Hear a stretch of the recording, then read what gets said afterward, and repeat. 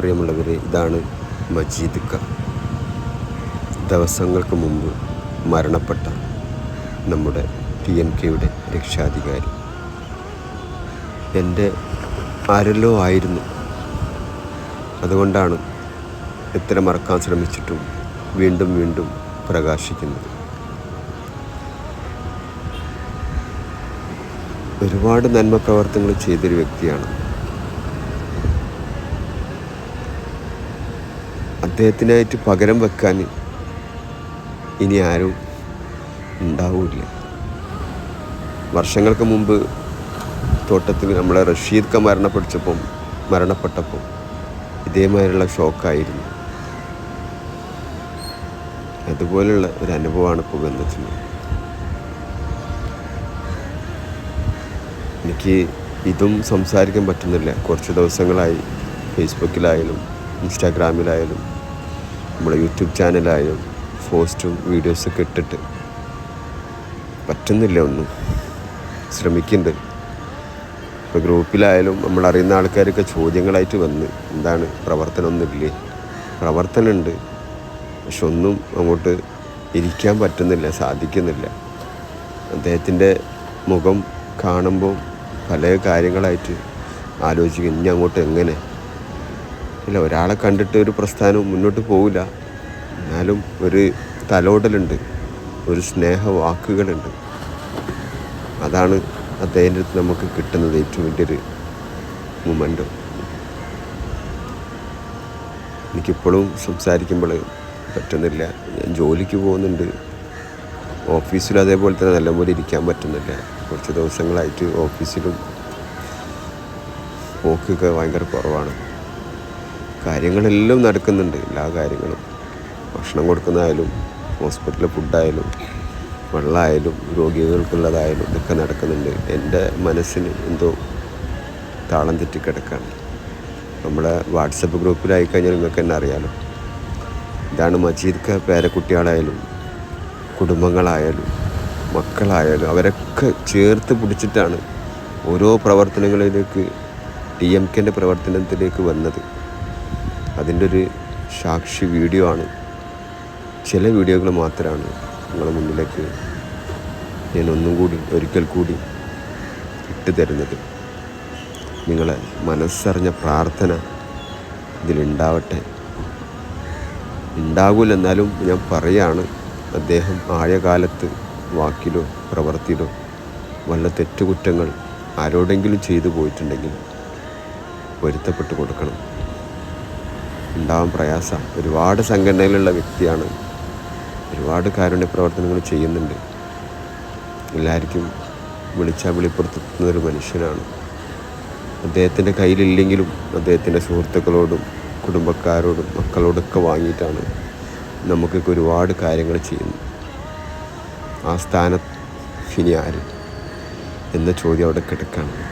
ഇൻഷാ അല്ലാഹ് പോയ ഇടം വിശാലമാക്കി കൊടുക്കുമാറാകട്ടെ. ശരി, നേരം. അസ്സലാമു അലൈക്കും.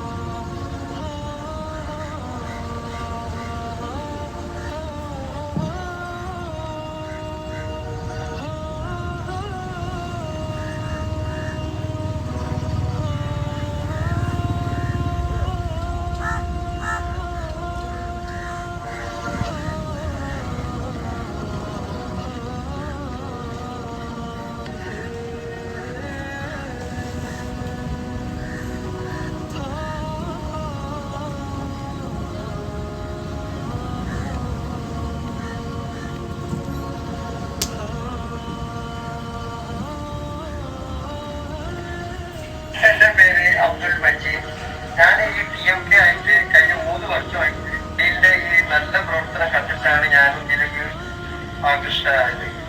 അദ്ദേഹം ഈ റോട്ടിൽ അലിഞ്ഞു തന്നെ നടക്കുന്ന എല്ലാവർക്കും ഫുഡും വസ്ത്രങ്ങള്, അതുപോലെ തന്നെ അവരെ കുളിപ്പിക്കുക, അവരെ നഖം വെട്ടിക്കൊടുക്കുക, അവർക്ക് വേണ്ട മരുന്ന് കൊടുക്കുക, അവർക്ക് ആവശ്യമുള്ള ഹോസ്പിറ്റലിലേക്ക് കൊണ്ടുപോകാന്, അങ്ങനെ പല പ്രവൃത്തികളും അദ്ദേഹത്തിന്റെ സുഹൃത്തുക്കളായിട്ട് ചെയ്യുന്നുണ്ട്. അപ്പോ അതുപോലെ തന്നെ ഞാനും എന്നെ കൊണ്ട് കഴിയുന്ന എന്റെ സുഹൃത്തുക്കളായിട്ട് ബന്ധപ്പെട്ട് അവരോടൊക്കെ എന്തെങ്കിലും ആവശ്യപ്പെട്ട് അവരെല്ലാം എനിക്ക് അയച്ചു തരാറുണ്ട് സാമ്പത്തികമായിട്ട്. അത് ജലീലിന് കൊടുത്ത് അങ്ങനെയാണ് ഈ ഫുഡ് കൊടുക്കുന്നതിലും വസ്ത്രങ്ങൾ കൊടുക്കുന്നതിലും അതുപോലെ തന്നെ മെഡിക്കൽ എയ്ഡ്, ഇങ്ങനെ പല കാര്യത്തിലും ഞാനും ഇദ്ദേഹത്തെ സഹായിക്കാറുണ്ട്. അത് എന്റെ കയ്യിൽ നിന്നും അതുപോലെ തന്നെ എന്റെ സുഹൃത്തുക്കൾ ഗൾഫിലുള്ള ഇവിടെയുള്ള ആളുകൾക്ക് തന്നെ ഞാൻ ചോദിച്ചു കഴിഞ്ഞാൽ അവരെന്തെങ്കിലും 1000-2000 ഒക്കെ ആയിട്ട് തരാറുണ്ട്.